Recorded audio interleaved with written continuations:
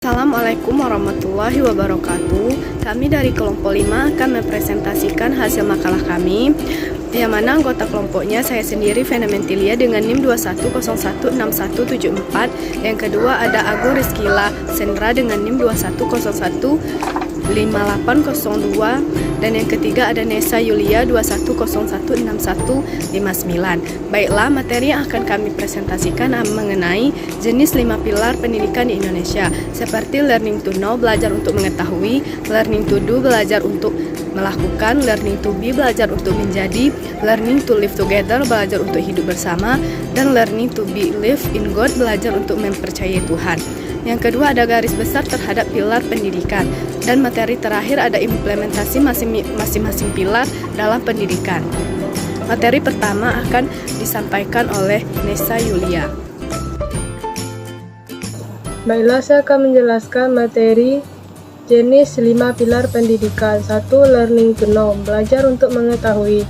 Learning to know atau belajar untuk mengetahui artinya belajar itu harus dapat memahami apa yang dipelajari, bukan hanya dihafalkan tetapi harus ada pengertian yang lebih dalam. Hal ini dapat diartikan bahwa siswa harus memiliki pemahaman yang bermakna terhadap proses pendidikan mereka. Learning to know bermakna belajar sepanjang hayat yang berkeyakinan bahwa pendidikan berlangsung selama manusia hidup, di dalam atau di luar sekolah dan tanpa mengenal batas usia. Dengan demikian, kita mendorong bahwa tiap pribadi sebagai subjek yang bertanggung jawab atas pendidikannya sendiri untuk menyadari bahwa satu, proses dan waktu pendidikan berlangsung semua hidup sejak dalam kandungan hingga manusia meninggal. 2. Belajar tidak mengenal batas waktu, artinya tidak ada kata terlambat untuk memulai belajar. 3. Belajar adalah proses alamiah sebagai bagian integral atau totalitas kehidupan. Selain itu, konsep learning to know ini menyiratkan bahwa pendidik harus mampu berperan sebagai berikut. Yang pertama, guru berperan sebagai sumber belajar. Peran ini berkaitan penting dengan penguasaan materi pembelajaran. Dikatakan guru yang baik apabila ia dapat menguasai materi pembelajaran dengan baik, sehingga benar-benar berperan sebagai sumber belajar bagi peserta didiknya. 2. Guru sebagai fasilitator atau guru berperan memberikan pelayanan, memudahkan siswa dalam kegiatan proses pembelajaran. 3. Guru sebagai pengelola. Guru berperan menciptakan iklim belajar yang memungkinkan siswa dapat belajar secara efisien dan nyaman. 4. Guru sebagai demonstrator. Guru berperan untuk menunjukkan kepada siswa segala sesuatu yang dapat membuat siswa lebih mengerti dan memahami setiap pesan yang disampaikannya.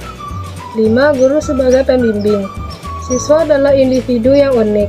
Keunikan itu bisa dilihat dari adanya setiap perbedaan pada setiap individu. Nah, perbedaan inilah yang membuat guru harus berperan sebagai pembimbing. 6. Guru sebagai mediator. Guru selain dituntut untuk memiliki pengetahuan tentang media pendidikan, guru juga harus memiliki keterampilan memilih dan menggunakan media dengan baik. 7. Guru sebagai evaluator, yakni guru sebagai penilai hasil pembelajaran siswa. Dengan penilaian tersebut, guru dapat mengetahui keberhasilan pencapaian tujuan, penguasaan siswa terhadap pelajaran, serta ketepatan atau keefektifan metode pembelajaran yang digunakan. Pilar pendidikan yang kedua yaitu learning to do, belajar untuk melakukan.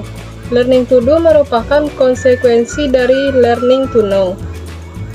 Learning to do lebih ditekankan pada bagaimana mengajarkan anak-anak untuk mempraktikkan atau menerapkan segala sesuatu yang telah dipelajarinya dan dapat mengadaptasi pengetahuan-pengetahuan yang telah diperolehnya tersebut dengan pekerjaan-pekerjaan di masa depan. Sekolah sebagai masyarakat belajar hendaknya memfasilitasi siswanya untuk mengaktualisasikan keterampilan yang dimiliki serta bakat dan minatnya agar learning to do dapat terrealisasikan. Walaupun bakat dan minat banyak dipengaruhi oleh unsur keturunan, tumbuh berkembangnya bakat dan minat bergantung pada lingkungan seseorang sebagai berikut. Yang pertama, lingkungan sosial.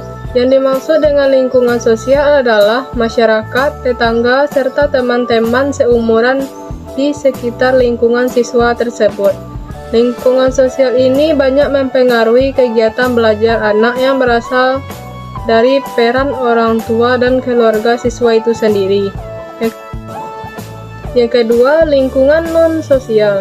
Faktor untuk masuk ke dalam lingkungan non-sosial adalah letak dan gedung sekolah, rumah tempat tinggal dari siswa tersebut, peralatan belajar, dan keadaan cuaca. Beberapa faktor ini dipandang turut menentukan tingkat keberhasilan belajar siswa. Baiklah, materi selanjutnya yang ketiga yaitu learning to be atau belajar untuk menjadi. Learning to be mengandung arti bahwa belajar adalah proses untuk membentuk manusia yang memiliki jati dirinya sendiri. Oleh karena itu, pendidik harus berusaha memfasilitasi peserta didik agar belajar mengaktualisasikan dirinya sendiri sebagai individu yang berkepribadian utuh dan bertanggung jawab sebagai individu sekaligus sebagai anggota masyarakat. Nah, berikut adalah faktor-faktor yang mempengaruhi proses pendidikan, yaitu yang pertama adalah motivasi, yaitu kondisi fisiologi dan psikologis yang terdapat di dalam diri seseorang yang mendorong untuk melakukan aktivitas tertentu guna mencapai suatu tujuan atau kebutuhan. Yang kedua yaitu sikap. Sikap adalah suatu kesiapan mental atau emosional dalam berbagai jenis tindakan pada situasi yang tepat. Yang ketiga minat. Dan yang keempat adalah kebiasaan belajar. Kebiasaan merupakan cara bertindak yang diperoleh melalui belajar secara berulang-ulang. Yang pada akhirnya menjadi menetap dan bersifat otomatis. Dan yang terakhir, yang kelima yaitu konsep diri. Konsep diri adalah pandangan seseorang tentang dirinya sendiri yang menyangkut perasaannya, serta bagaimana perilakunya tersebut berpengaruh terhadap orang lain. Nah, selanjutnya adalah prinsip-prinsip learning to be, yaitu yang pertama berfungsi sebagai andil terhadap pembentukan nilai-nilai yang dimiliki bersama. Yang kedua, menghubungkan antara tangan dan pikiran individu dengan masyarakat pembelajaran kognitif dan non-kognitif, serta pembelajaran formal dan non-formal. Yang keempat yaitu learning live together atau belajar untuk hidup bersama. Learning to live together pada dasarnya adalah mengajarkan, melatih, dan membimbing peserta didik agar mereka dapat menciptakan hubungan melalui komunikasi yang baik, menjauhi prasangka-prasangka buruk terhadap orang lain, serta menjauhi dan menghindari terjadinya perselisihan dan konflik. Learning to live together ini mengajarkan seseorang untuk hidup bermasyarakat dan menjadi manusia berpendidikan yang bermanfaat bagi diri sendiri dan masyarakat maupun bagi seluruh umat manusia. Dan yang terakhir di pilar pendidikan yaitu yang kelima, learning to believe in God atau belajar untuk mempercayai Tuhan. Belajar untuk beriman kepada Tuhan Yang Maha Esa atau learning to believe in God berdasarkan dengan teologi bahwa faktanya Tuhan Yang Maha Esa menciptakan manusia lengkap dengan berbagai potensi yang diberikan kepadanya, termasuk potensi kemauan dan kehendak diri serta kemampuan memilih dan berupaya untuk mandiri. Dengan dua potensi itu, manusia diberi ruang sepenuhnya guna memutuskan dan bersikap, termasuk dalam memilih untuk beriman atau tidak. Baiklah, materi selanjutnya adalah garis besar terhadap pilar pendidikan. Yang pertama ada kekuatan. Kelima pilar pendidikan tersebut dirancang sangat bagus dengan tujuan yang bagus pula dan sesuai dengan keadaan sekarang yang menuntut peserta didik tidak hanya diajarkan iptek, kemudian dapat bekerja sama dengan memecahkan masalah, akan tetapi juga hidup toleransi dengan orang lain di tengah-tengah maraknya perbedaan pendapat di masyarakat. Dengan keempat pilar ini akan bisa tercapai pendidikan yang berkualitas. Yang kedua ada kelemahannya. Meskipun kelima pilar ini dirancang sedemikian bagusnya, namun perlu diingat masih banyak aspek penghalang dalam pelaksanaan tersebut, seperti kurangnya sumber daya manusia, guru yang benar-benar mumpuni, perbedaan pola pikir setiap masyarakat atau daerah dalam memandang arti penting pendidikan. Kemudian ada lagi fasilitas-fasilitas yang masih minim akan sangat menghambat kemajuan proses belajar mengajar dan kendala-kendala lainnya. Yang ketiga ada peluang. Apabila pendidikan di Indonesia diarahkan pada kelima pilar pendidikan ini, maka giliran masyarakat Indonesia akan menjadi masyarakat yang bermartabat di mata masyarakat dunia.